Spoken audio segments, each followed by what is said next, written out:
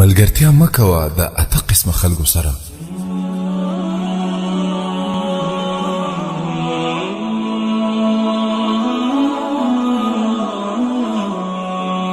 اول، ملګرتیا مه کوه له بېنمازه سره، ځکه چې یو ورځ به تا هم داسې پرېږدي لکه نن ورځ چې خپل رب جل جلاله پرېښی دی.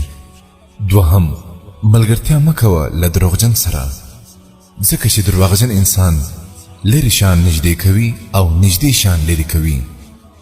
په خوله باغ و بهار درته جوړ کړي او په حقیقت کې یوه ذره خیر نسي در رسولی.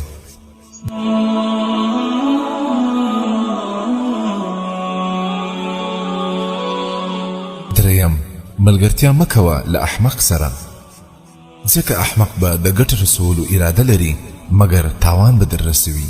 څلورم، ملګرتیا مه کوه له بزدل او ډارن انسان سره، ځکه ډارن انسان دی په سخته ورځ په نیمه لار کې پرېږدي.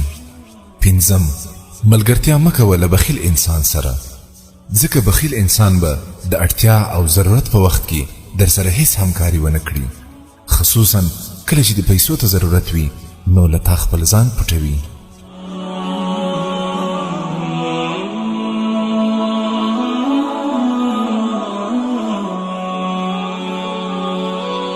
شپږم، ملګرتیا مه کوه د سپک انسان سره، ځکه هغه دی د نورو خلکو په وړاندې د عزت خیال نه ساتي، خلکو ته ستا عیبونه بیانوي او بې ابرو کوي دي. اووم، ملګرتیا مه کوه د مطلبي سړي سره، ځکه د مطلبي سړي ټول نظر ستا پر دولت وي، چې کله خپل مقصد در څخه حاصل کړي بیا دې د سر دشمن هم جوړیږي. اتم، ملګرتیا مه کوه د کچه سړي سره، ځکه د کچه سړي ملګرتیا د زوړ دیوال